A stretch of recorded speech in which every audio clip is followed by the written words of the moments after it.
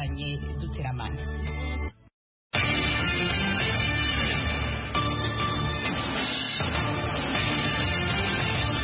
Mwana kumviriza radio Ijwi rya Amerika.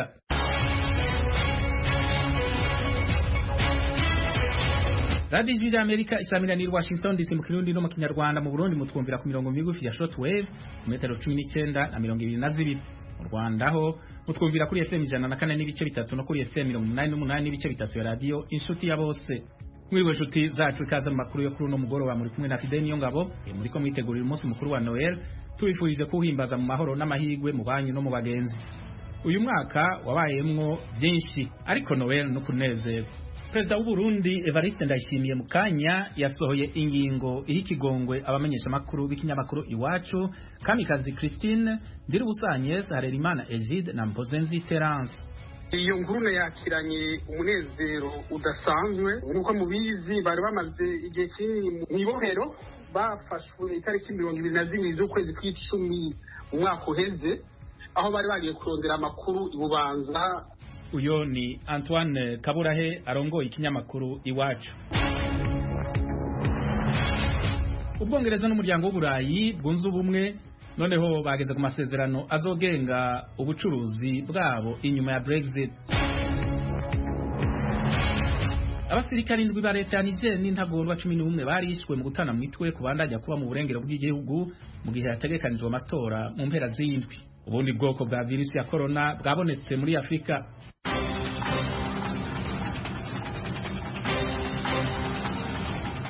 Idonido ry'amakuru avugwa hirya no hino ku isi muri aka kanya. Ubwongereza n'umuryango w'Uburayi bwunze ubumwe noneho bageze ku masezerano azogenga ubucuruzi bwabo inyuma ya Brexit. Thomas Kamirinda araduhirindi. Abongereza n'abanyaburayi bari bamaze amezi n'amezi baraneneranwe mu mishyikirano yabo, none ku munota wa nyuma bumvikanye ku masezerano y'agateganyo yo gukuraho urujijo n'akaduruvayo mu bucuruzi bwambukiranya imipaka yabo. Ni ku munota wa nyuma kuko Ubwongereza buzasohoka burundu mu muryango w'Uburayi bwunze ubumwe mu cyumweru kimwe gusa kiri imbere aha ku itariki ya mbere y'ukwa mbere gutaha. Ni amasezerano akiri agateganyo kandi kuko inteko ishinga amategeko y'Ubwongereza n'iy'Uburayi bwunze ubumwe bagomba kubanza kuyemeza mbere y'uko atangira gukurikizwa. Ababisesengura ariko basanga izi nteko zitazayatora mbere y'iriya tariki ya mbere y'ukwa mbere.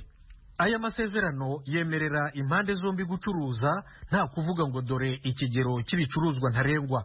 Ateganya kandi ko n'imisoro n'amahoro by'agasutamo byose bivaho, ariko ibicuruzwa bizajya bibanza kugenzurwa kuri gasutamo kandi mbere ibi bitabagaho. Ubusanzwe byari urujya n'uruza mu bwisanzure busesuye.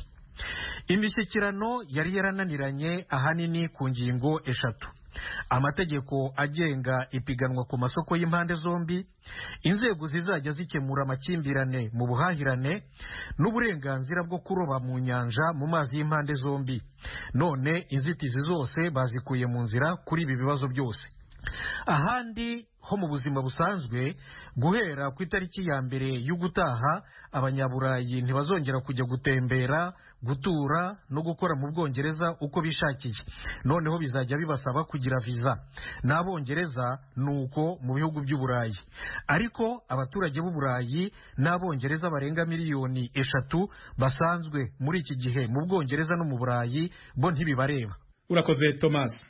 Abasirikare indwi ba leta ya Niger n'intagondwa 11 barishwe mu gutana mu mitwe kubandanya kuba mu burengero bw'igihugu. Ni mu gihe muri ico gihugu hategekanijwe amatora mu mpera z'indwi. Ibindi na Edigwem. Iyo mirwano yabaye ubwo ingabo za leta zagabwagaho ibitero ziri ku irondo mu karere ka Tilaberi. Itangazo ryasohowe na Minisiteri y'Ingabo rivuga ko icyo gitero cyakomerekeyemo abasivili babiri. Intagondwa zabagabyeho igitero zari ku mapikipiki no ku mamodoka kandi zikoresha imvugo imenyerewe ku ntagondwa. Nigeri, kimwe mu bihugu bikennye cyane ku isi, kirategura amatora y'umukuru w'igihugu n'abagize inteko ishinga amategeko kuri iki cyumweru.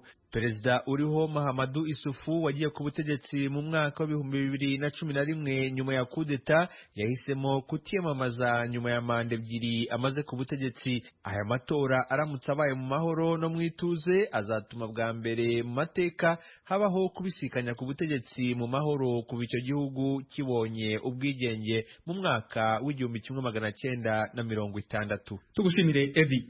Ubundi bwoko bwa virusi ya corona bwabonetse muri Afrika. Thomas Kamirinda dufitiye ibindi kuri iyi nkuru. Ubu bwoko bushya ni bubiri bumaze kuboneka muri Nigeria no muri Afurika y'Epfo nyuma y'ubundi bushya bwagaragaye mu Bwongereza.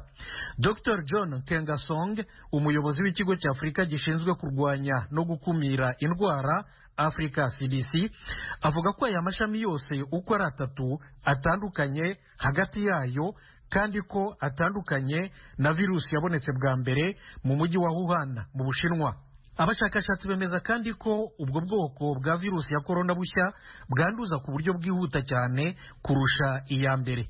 Nko muri Afurika y'Epfo, Minisitiri w'Ubuzima Zweli Mkize yatangaje ko bamaze kubarura abantu barenga 14,000 banduye n'abandi 400 bapfuye mu masaha 24 yonyine gusa. Asobanura ko ubusanzwe abanduraga mu munsi umwe babaga bari hagati y'8,000 n'10,000. Afurika yose nk'umugabane ifite abaturage barenga 2.5 miliyoni barwaye COVID-19. Dr Nkangasong avuga ko biyongera cyane muri Nigeria ku rugero rwa 52% no muri Afurika y'Epfo ku rugero rwa 40% ugereranije n'ibindi bihugu bya Afurika.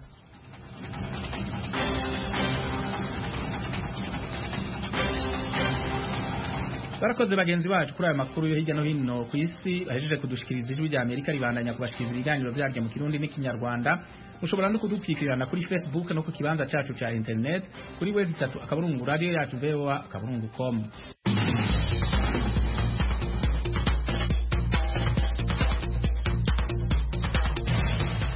Amakuru yo mu karere k'ibiyaga binini, Perezida w'u Burundi Evariste Ndayishimiye ahejeje gusohora ingingo iha ikigongo abamenyesha makuru b'ikinyamakuru Iwacu, Kamikazi Christine, Ndirubusanyes, Harerimana Egide na Mpozenzi Terence. Abo bamenyesha makuru ari bahagaritswe mu mwaka weze bagirizwa ko bariko bafashanya n'abagwanya ubutegetsi inyuma yaho habereye igitero mu ntara ya Cibitoke mu buraruko bushira uburengero bw'u Burundi. Perezida Ndayishimiye yagize ati: mbereje kwihweza ivyasabwe n'imbohe Kamikazi Christine, Ndirubusanyes, Harerimana Egide na Mpozenzi Terence, ndashikirije ingingo ya mbere ibakura ku ivyaha bagirizwa. Ingingo ya kabiri nayo kabisaba umushikiranganje ajejwe ubutungane yo gushira mu ngiro ingingo yo kubarekura.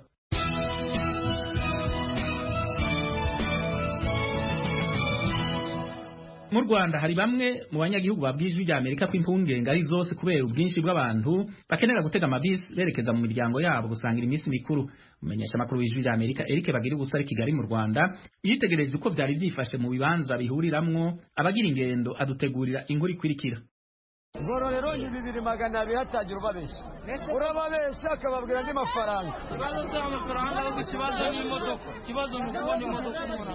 Turi Nyabugogo mu mujyi wa Kigali mu kigo mpuzamahanga abagenzi bategeramo imodoka berekeza hirya no hino mu gihugu. Abantu n'uruvunganzoka kubona aho gutambukira hari aho bigoranye. Abo tubona kandi twavuganye bavuga ko berekeje kwivuko gusangira n'inshuti n'abavandimwe iminsi mikuru ya Noheli n'Ubunani. Icyo twashoboye kwibonera nuko intera ya metero hagati y'umuntu n'undi byari bigoye kuyubahiriza. Urebye bano babyeyi aho bicaye cyangwa n'abana bicaye rero ntabwo inzira nanyuramo. Igihabanye n'ibyo ni mu bihe byo kwirinda icyorezo COVID-19. Iyi minsi mikuru irasa n'iyarangije kwinjira mu muco kuri bamwe. Uyu musaza wari wapakiye ibintu bitandukanye asa n'uwimutse yerekezaga i Nyaruguru mu majyepfo y'u Rwanda. Uko amasaha agenda ashira icyizere cyo kuva Nyabugogo kirarushaho kuyoyoka. Ubwo naje mu gitondo mvuye mu Ruganda, nafashe moto banciye 4,000 kugera hano. Ngeze hano kuri sitasiyo fata umukarani anca 500, ariko kugeza ubu ngubu sindamenya ko ndi bujye Nyaruguru, sindamenya ko ndi bubona aho mbibitsa, kandi amafaranga nayo mfite ayitike kongera kubisubiza hahandi nabyo ni ikindi kibazo. Tugiye gusangira no kubasuhuza. Kubona itike y'imodoka byasabaga kujya ku mirongo, ariko henshi byari bigoye ko polisi yatanga amabwiriza ngo yubahirizwe kubera ubwinshi. Hari abari bahari kuva kuri uyu wa gatatu batarabona imodoka zibatwara iwabo mu miryango. Abo bababwirwaga no kubabona mu ntege nkeya, bamwe baryamye abandi bicaye. nk'aba babyeyi bemereye ijwi rya Amerika ko bari berekeje i Rusizi mu burengerazuba bw'u Rwanda mu cyahoze ari Cyangugu, babuze ayo bacira n'ayo bamira. Impamvu dutashye uyu munsi hari ukuntu umuntu aba yaraje n'ahangaha aje gushaka amafaranga akavuga ati mu minsi mikuru zajya guha ababyeyi umunsi mukuru. Hari abantu b'ejo ngo banditse bari baharaye ngo nibo bari gukatira amatike, ubundi ukabona abandi baraza ngo duha amafaranga ngo tugukatire ngo kujyaho n'ibihumbi 10. Ntabwo tuzi ukuntu ibintu byifashe, amaherezo niba turataha ntabwo tubizi rwose. Imana yonyine niyo duhanzeho amaso, niri budukura ahanga ikaducyura. Nubwo no mu yindi myaka yabanje mu bigo abagenzi bategeramo ibinyabiziga hagaragaraga uruvunganzoka rw'abagenzi mu minsi mikuru, kuri uyu mwaka n'umwihariko. Imwe mu mpamvu yateye iki kibazo nuko guverinoma yategetse ko imodoka zitwarira abagenzi hamwe zigomba gutwara 50% by'ubushobozi bwabo zemerewe gutwara mu mugambi wo kwirinda ikwirakwira ry'icyorezo COVID-19.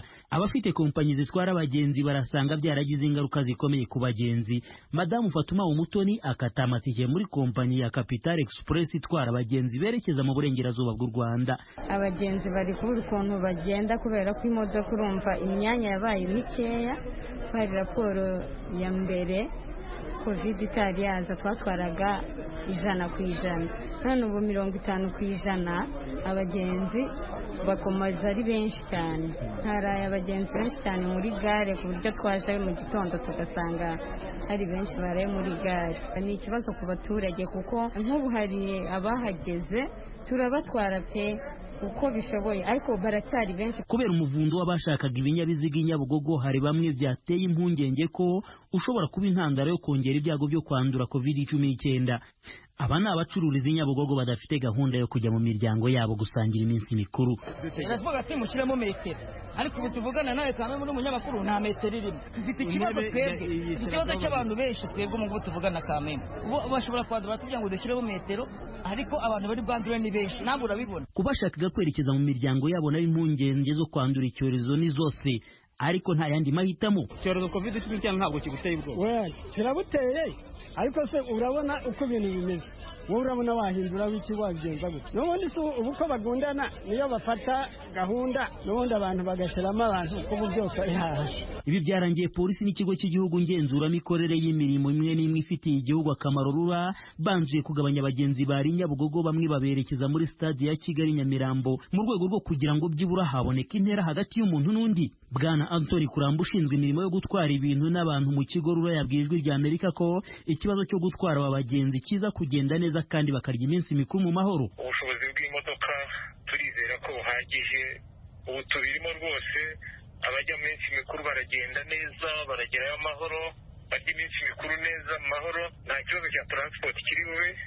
Icyo turimo gukora ni ukunoza imikorere kugira ngo aho abantu bari be kwegerana, tugabanye ubucucike, naho ibyo kugenda rwose birateganijwe neza, nta kibazo kiri bube. Kuramba yavuze kandi ko n'ibinaba ngombwa bashobora kwiyambaza izindi modoka zikodeshwa, ariko iki kibazo kigakemuka.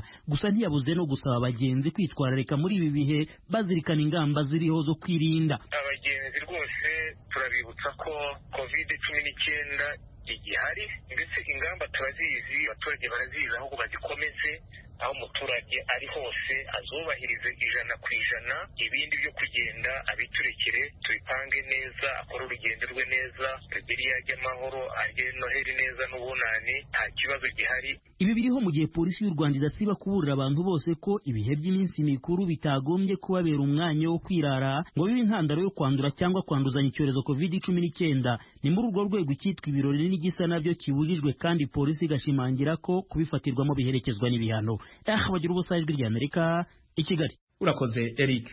Mu gihe ku isi hose abakristu bariko bitegurira guhimbaza umunsi mukuru wa Noel, n'abakristu b'impunzi z'abarundi bari mu ikambi ya Rusenda mu gihugu ca Republika ya Demokarasi ya Kongo ntibatanzwe. Twumvirize mugenzi wacu Vedas Ngabo ari Rusenda.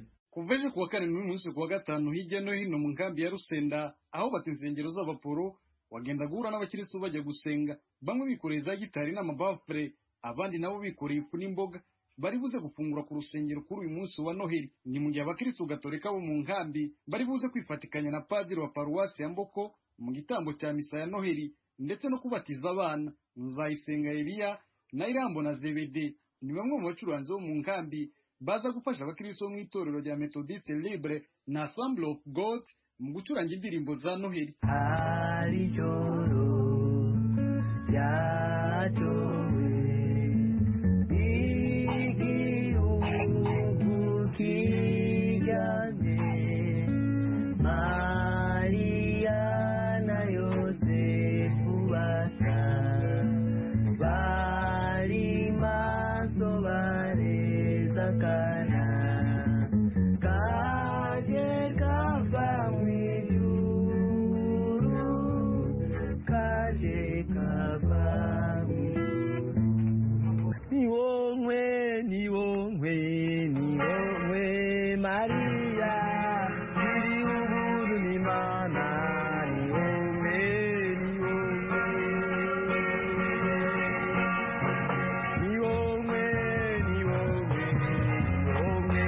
Maria iri uburu ni mana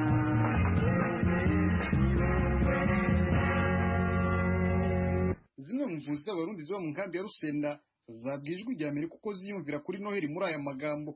Umunsi mukuru wa Noheli ni umunsi twibuka ivuka ry'umwami wacu Yesu Kristo. Turi mu rwigo wacu no kuvuga yuko twarategura udufungwa tumeze neza, imbari nk'akanyama, hari abantu usanga bakunda n'agaceri n'utundi, n'utwo twategura kugira ngo tunezereze umuryango n'abana. Ariko mugabo ntitwibagira n'ikindi kintu kuko umuntu arafungura ariko kandi akambara n'agahuzu kameze neza ko bari umunsi mukuru, bambaye uduhuzu tumeze neza kandi bafunga n'utwo kurya tumeze neza bakaneza kuko ari umunsi twibuka yuko ari umwami wacu Yesu Kristo yavutse kugira ngo abantu ku isi yose abakoze ibyaha yaje nk'umucunguzi wabo yitangira ibyaha byabo bakoze kugira ngo kumbe baze bashike mu ijuru. Umunsi mukuru wa Noheli ni umunsi ku isi yose bibuka ivuka ry'umukiza umucunguzi Yesu Kristo yaje mu isi gucungura abantu.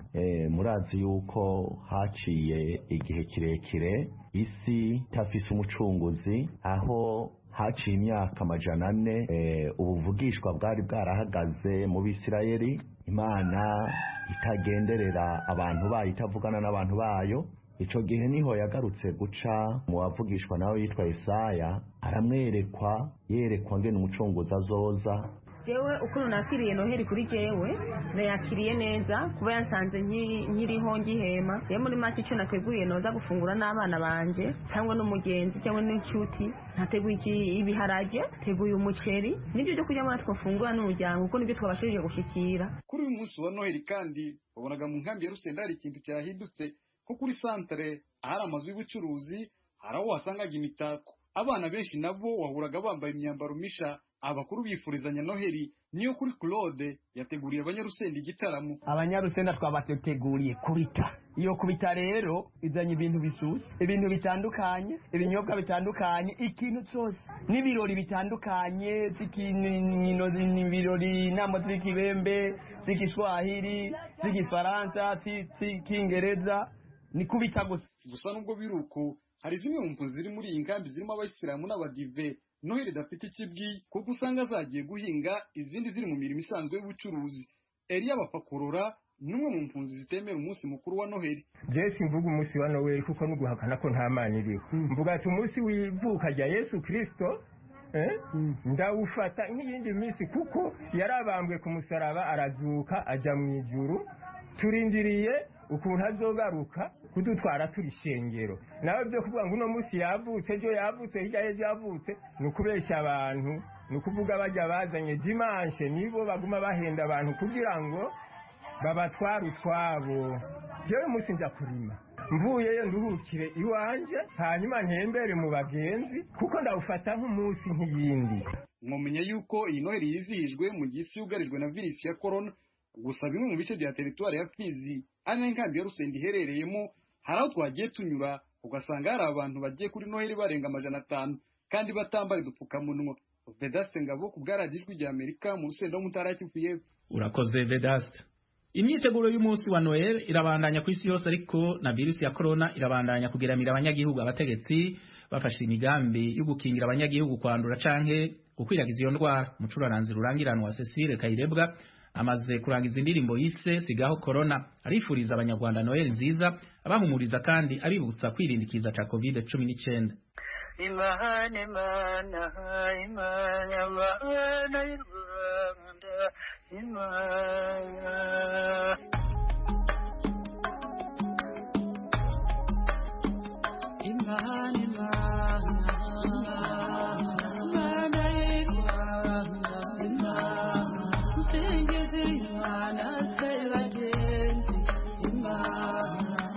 Cecile Kayirebwa, kaze neza ku Ijwi ry'Amerika.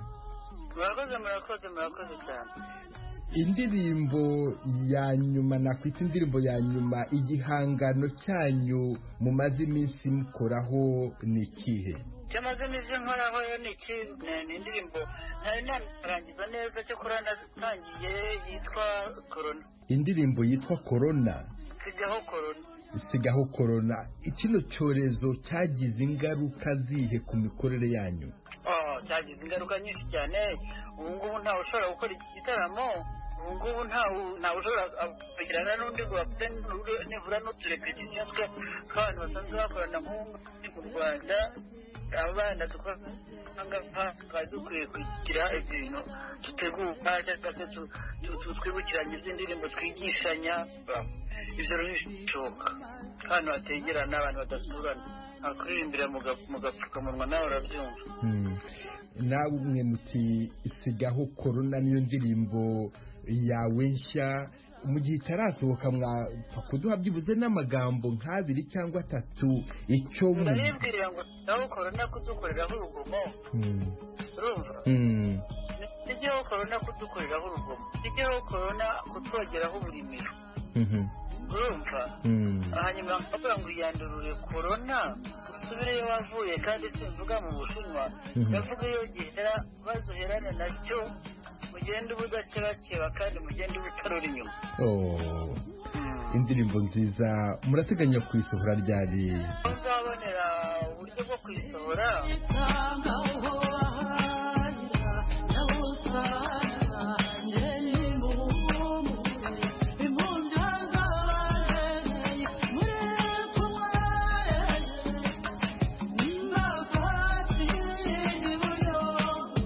Kuwa gatanu isi yose ndetse no mu Rwanda hazaba hizihizwa umunsi mukuru wa Noheli. Mbese wowe uwo munsi uwiteguye ute? Umva, kuyitegura byabaye kare kuko mba naje mu muryango wanjye w'ahangaha dusabana icyo. Urumva? Kuyitegura nta kundi, abana na se na nyina n'abana banjye n'udatuye ahangaha wese umugore bazaza ahangaha dusangire tubikore nk'uko tugikoze ndetse twe kwitunda hamwe mu tugira Imana hanze ahangaha mukagira ubusitani, mukagira ahantu hanze dusangire nyine ikintu sipesiyali kidasanzwe, tuganire ko nta kindi twumve ko twakoze Noheli. Aho nabo nasize inyuma nabo turimo turaganira, barahari abavandimwe banjye n'abana babo n'umuhungu wanjye mutoya, nabo bazakora gutyo. Abo ngabo mutazaba muri kumwe n'abandi benshi bagukunda. Cecile Kayirebwa, nawe wabifuriza Noheli muri aka kanya bakumva ku Ijwi ry'Amerika? Ndabifuriza ni ukwipima, ndabifuriza ndetse cyane bareke baruhuke Corona mu mutima wabo, birekurire, bafungure imitima wabo, birekurire icyo Noheli ivuga, ko ari gahuzamiryango, ko ari Yezu wavutse, maze babikore mu buryo twubahiriza amabwiriza gusa. Ariko rero umuntu aruhuke iyo ntugunda ya Corona twirirwa twumva hirya no hino, twasoma telefone tugasanga niyo twareba WhatsApp, tugasanga niyo twareba YouTube, biha amahoro, bituze, baruhuke, bibuke Noheli zari zisanzwe zitarimo Corona. Cecile Kayirebwa, natwe tukwifurije kugira Noheli nziza kandi tugushimira uyu mwanya wongeye guha Ijwi ry'Amerika. Nanjye ndabashimiye kuba munyibutse mukanyifuriza n'iyo Noheli ihebwa n'umwaka waje nakora ushize, hanyuma hakaza undi, nawo ndawifuriza abantu bose kuzabagwa neza, tukagira Imana tugakira iki cyorezo, noneho tukagira tugasabana. Uzakubere uw'amata n'ubuki. Oya nibyo koko nawe kandi.